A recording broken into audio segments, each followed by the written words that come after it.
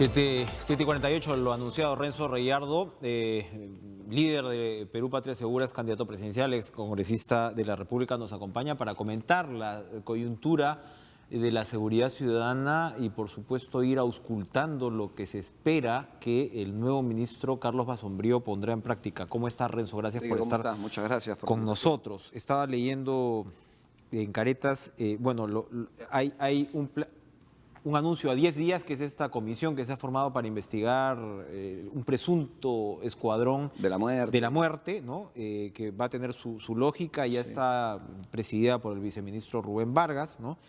Pero por el otro lado, entre mañana y el viernes, estamos hoy jueves, se va a anunciar ya el tema del plan de los 100 días, que al parecer mañana se está presentando detalladamente.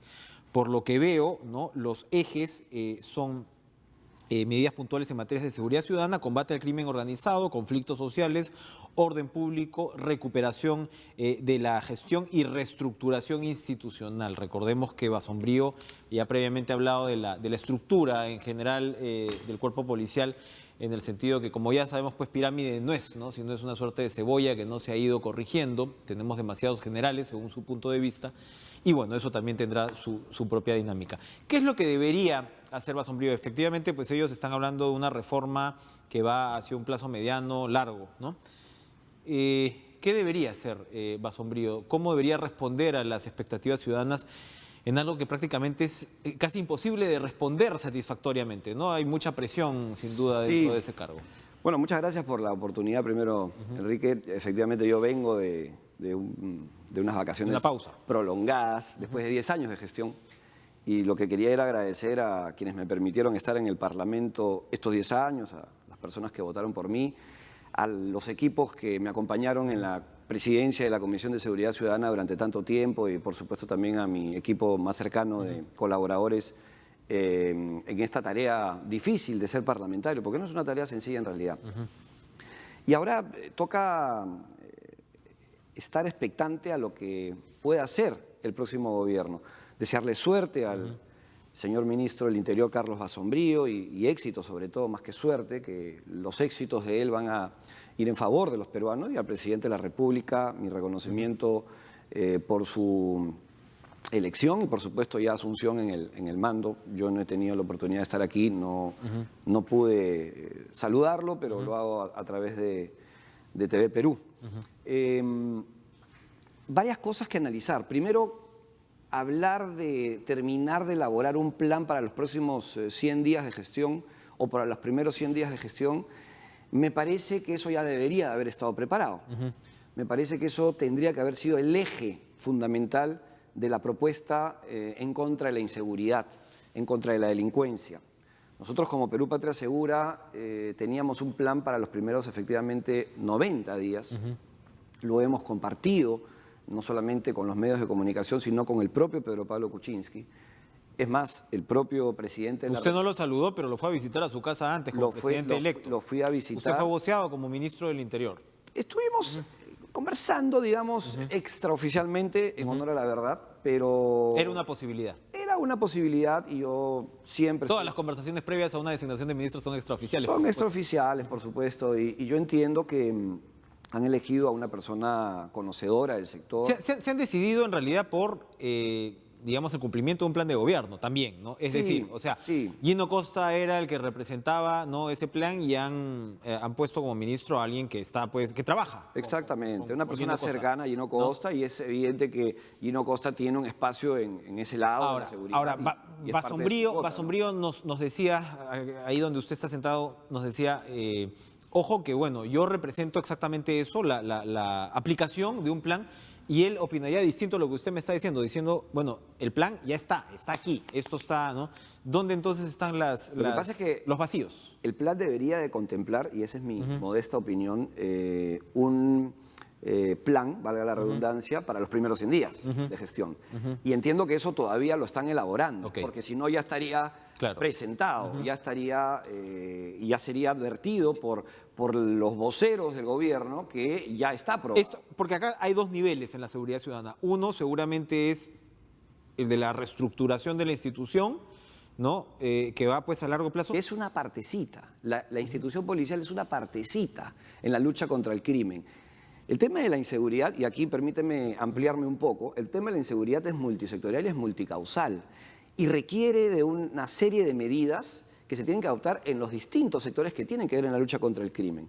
En el sector justicia, el aspecto penitenciario es clave. Algo que nos está generando muchísimos problemas. ¿Por qué? Por el lado del hacinamiento y el descontrol. Por el lado del hacinamiento, porque al haber hacinamiento y al haber descontrol hay incidencia delictiva, los crímenes se originan en las cárceles, hay comunicación con el exterior. ¿Y qué se debería hacer de inmediato si es que obviamente no podemos construir de un día para otro una gran cantidad de penales o aplicar una figura de privatización que es muy onerosa también? Lo he pedido en todos los idiomas, en todos los medios en donde he tenido la oportunidad de expresarme, y lo reitero ahora, y en la propia Comisión Especial de Seguridad Ciudadana como parte de las conclusiones y recomendaciones que el propio Pedro Pablo Kuczynski las tiene, porque se la entregamos una vez ya presidente electo. Me acerqué a sus oficinas y en nombre de la Comisión Especial de Seguridad Ciudadana le entregué las recomendaciones de la misma.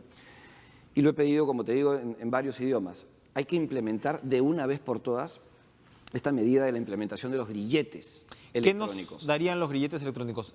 Despoblar las cárceles. Por supuesto, por supuesto. ¿Entre quiénes? Se habla, y lo han hablado los candidatos presidenciales, me parece de forma acertada, pero no es la única solución, de la construcción de más penales. Y está muy bien que se construyan más penales, pero antes de pensar en construir más penales, que va a demandar un tiempo y no va a ser una solución inmediata, y yo me preocupo mucho por la inmediatez, para que se pueda adoptar medidas rápidamente y que la gente las empiece a sentir de forma verdaderamente inmediata, valga la redundancia. Lo que se tiene que hacer es implementar estas medidas del tema de los brazaletes electrónicos para que, otorgándole este beneficio penitenciario a las personas que, por ejemplo, están procesadas, que es el 60% de la población penal, debemos estar bordeando los 80.000. Tenemos 80.000 internos. 80.000 internos, porque esto va subiendo ¿Cuántos no considerablemente. ¿Cuántos no deberían de estar adentro? Es por lo menos más de la mitad. ¿Por qué? Porque son los procesados. Y tú no puedes meter a la cárcel a un procesado, por más responsabilidad que tenga producto de la judicialización de su caso. Pero en ese grupo de procesados hay también gente inocente. Y hay también gente que no debería de estar en un penal. Entonces, y conversaba con la ministra de Justicia. Hay, por ejemplo, una gran cantidad de presos que entran y salen por el tema de alimentos, que es probablemente la mayor causa litigiosa, ¿no? en el Perú. Y claro, lo que me decía Marisol Pérez Tello es, oiga, si tengo adentro a este tipo, tampoco estoy garantizando que vaya a proveer de alimentos, ¿no? Mira, o sea, pues hay toda una gama, ¿no?, de trabajo obligado, en fin. ¿no? Y con el brazalete o grillete electrónico tienes la forma de controlarlo, no solamente de ver por dónde se moviliza. ¿Un tipo peligroso tendría que tener brazalete electrónico? No, ¿alguien acusado de homicidio calificado tendría que tener? Evidentemente no. Esto es para los sentenciados, si es que fuera el caso, por delitos primarios, o para los procesados, que es donde yo sería muy insistente. Es decir, si hay que implementar esta medida de los brazaletes electrónicos, sería para los procesados que no tienen sentencia, que se les monitorea constantemente. Y permíteme decirte algo, funciona al 98% de éxito en los países en donde se ha implementado este tipo de medidas. Ejemplo cercano. Muchísimos. Hay países en Europa, prácticamente todos, que utilizan este tipo de grilletes, brazaletes, medidas. ¿Qué otra medida puntual tendría que estar acelerada en estos 100 días? Penal, o hablábamos del lado penitenciario, para ser más específico. Pero también hay un tema que tiene que ver con el sector interior. Entonces hay que dar medidas que vayan en favor de la población, como por ejemplo declarar en situación de emergencia la seguridad ciudadana en el país. No estamos hablando de estado de emergencia, que no se confunda. Lo que se ha implementado en el Callao es un estado de emergencia, pero tibio. Es un estado de emergencia sin la salida de los militares. O lo declaras como debe de ser con la contundencia del caso, o no lo declares en estado de emergencia. Y para ello hay que reemplazarlo por una aplicación de una medida que es el Decreto Legislativo 1095. El Decreto Legislativo 1095 no restringe derechos ciudadanos. El Decreto Legislativo 1095 permite que los militares apoyen el trabajo de la Policía Nacional, siendo la Policía Nacional la titular del control del orden interno. Es decir, sale en una segunda línea el Ejército a los lugares en donde no hay presencia de la Policía Nacional. ¿Por qué es tan importante la presencia de los militares? ¿Por qué se convierte en un tema, digamos, en fin, hay mucha gente que está en desacuerdo, ¿no? Y que dicen que los militares no están preparados para asumir la seguridad ciudadana y dan ejemplos como el de México, en fin, hay argumentos, pero ¿por qué es tan fundamental en su línea de razonamiento que sí estén los militares involucrados? Lo voy a explicar en un segundo, pero antes de eso quiero decirte que la salida de los militares en algunos lugares de la región ha funcionado muy bien. Un ejemplo es Colombia. En Colombia, hasta el día de hoy, hay presencia de militares en las calles, en lugares estratégicos, en puentes, en centros de hospedaje, en lugares que requieren una custodia y que no cuentan con el personal policial y tienen ahí la presencia de los militares, y tú los ves y son disuasivos. Y ese es en respuesta a tu pregunta, ese es el principal objeto de una medida de esa naturaleza, que sea disuasivo y que sea por un tiempo corto. En esos 90 días a los que yo me refería al principio, que es parte del plan de mi partido, de mi organización, y que lo propuse cuando era candidato a la presidencia de la República. Son disuasivos, pero también imponen una atmósfera que no sé si es la más adecuada. No emito una opinión puntual, pero porque los he visto. Vuelvo al análisis. Bien implementada la medida, acompañada de otras medidas dirigidas al corto plazo, al que me refería al principio, de esos 100 días que se está hablando, que se va a llevar al Congreso y tal. Si tú planteas ese paquete de medidas de forma simultánea, como la declaratoria de situación de emergencia, como la aplicación del decreto legislativo 1095, como la solicitud de la delegación de facultades, sobre todo una importantísima que debe ser la primera, que el presidente de la República convoque al CONASEC, el Consejo Nacional de Seguridad Ciudadana, y que lo vuelva a presidir, que sea el propio Pedro Pablo Kuczynski el que asume el liderazgo de ese foro tan importante, porque este es un consejo Hay un tema entre los presidentes, Estado. parece, ¿no? Que dice, a la hora que ya te trepas en el caballo, ponerse en esa primera línea puede ser complicado en términos de consecuencias políticas, porque es difícil ganar. Pero necesario, Enrique, porque lo que ha pasado en todos estos años es que ha habido carencia de liderazgo. Y el liderazgo no solamente es salir a la televisión a decir algo bonito y a dar órdenes. El liderazgo es tomar decisiones. Y las decisiones se toman en un foro que tiene que ser un foro representativo. Y en este caso puntual, tenemos una brillante oportunidad los peruanos que se dicten estas decisiones a través del Consejo Nacional de Seguridad Ciudadana, que si está presidido por el máximo representante de la nación, vamos a ¿Cada cuánto se debería reunir y quiénes son los que están sentados en esa mesa? Ya eso está establecido de alguna manera. Yo he estado en la última sesión como presidente de la Comisión de Seguridad Ciudadana y se reunían, por lo menos lo que se estableció al principio era una vez al mes.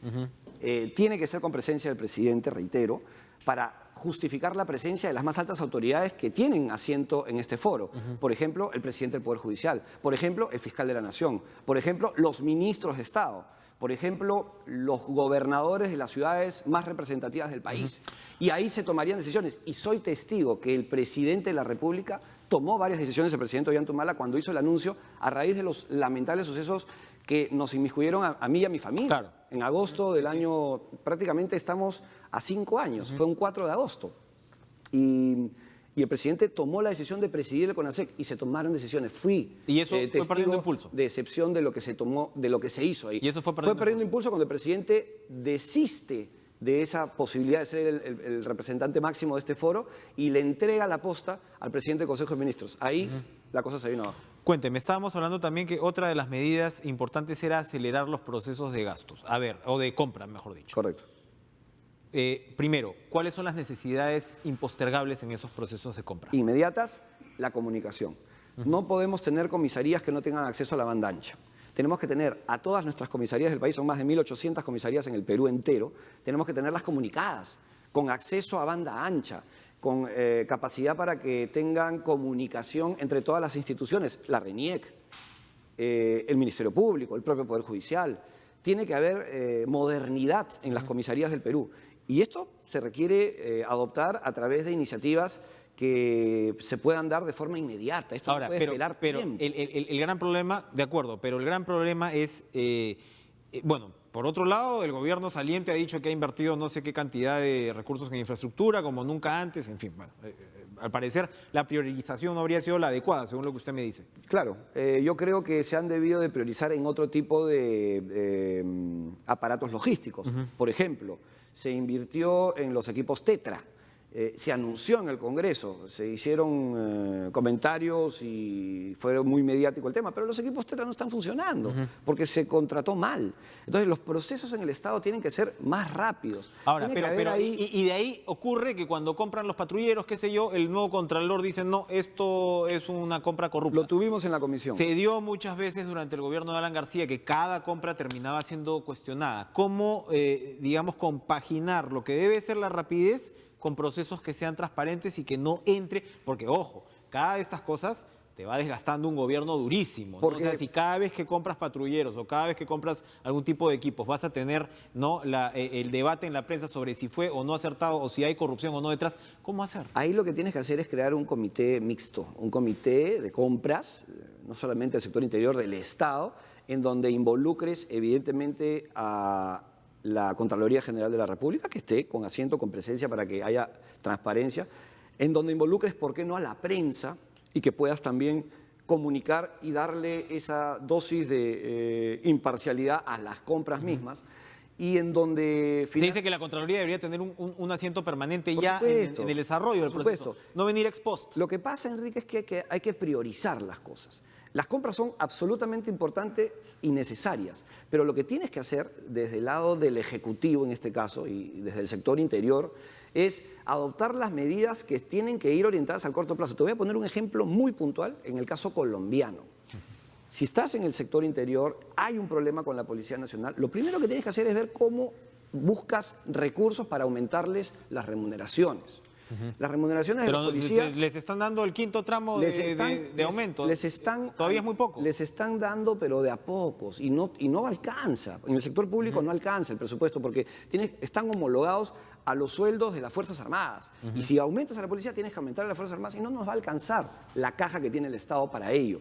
Entonces, ¿qué se hizo en Colombia? Te voy a poner la homologación es muy complicada, le cuento. Es muy complicada. Ahora, haciendo un último paréntesis, ahora los maestros universitarios piden la homologación con los jueces supremos. Por supuesto. ¿Cómo vamos a hacer para pagarles 20 y pico mil? Por supuesto. No digo a cada maestro, pero sí a cada maestro principal, que son miles. Por igual, supuesto. ¿no? Entonces, es que la caja del Estado en el sector público es difícil de gastarla cuando tienes una serie de empleados del sector público que van a exigir y que están en pero entonces, ¿cuál es su propuesta? ¿Cuál es su propuesta de aumento? ¿Qué se hizo en Colombia? Voy a poner el ejemplo colombiano que es muy claro y muy puntual y forma parte de nuestro plan de gobierno inclusive.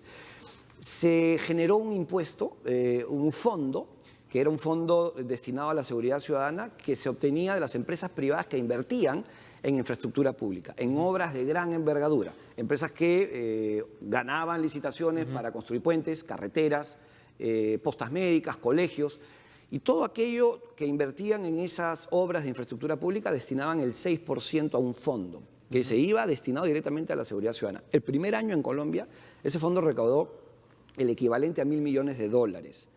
En la actualidad, no digo en la actualidad porque no lo he venido monitoreando en los últimos años, pero hasta hace un par de años mucho dinero. Recaudaba $7.000 millones al tipo de cambio. Sería una forma de racionalizar la filosofía del 24 por 24, digamos, de profesionalizar. El 24 por 24 es, la eliminación del 24 por 24 es una buena medida, pero tiene que estar acompañado de los recursos para que pueas entregarles ese dinero a los miembros de la Policía Nacional. Entonces son medidas que hay que adoptar, reitero, dirigidas al corto plazo, de forma inmediata y que generen una señal de confianza, una dosis de confianza en la población. Lo de los militares no es una cuestión mediática, es una cuestión básicamente de poner... Disuasiva y de poner a elementos que hoy no tenemos porque la Policía Nacional tiene muchísimas limitaciones. No hay el recurso humano, se habla de las escuelas de oficiales y la escuela de policías que de aquí a algunos meses más va a tener a sus promociones ya a disposición de la ciudadanía. Y entonces, mientras haya ese periodo de transición, tenemos que tener una fuerza como las fuerzas militares que apoyen el trabajo de la Policía Nacional por 3 meses. Se nos acabó el tiempo. Se nos acabó el tiempo. ¿Tenemos muchos generales? Sí, hay una buena cantidad de generales en la Policía Porque Nacional. eso afecta al liderazgo, ¿no? También, es decir, cuando hay demasiados generales... Pero hay que hacer ahí una reestructuración de forma adecuada, no generar pánico en la Policía Nacional. Creo que se puede llegar a buenos entendimientos a partir de tomar medidas que tienen que ser prioritarias, más allá de hablar que hay muchos generales. Lo de los generales es un tema importante, pero no prioritario. Hay cosas mucho más prioritarias que se tienen que implementar hoy para que la gente empiece a sentir ese cambio que estamos esperando.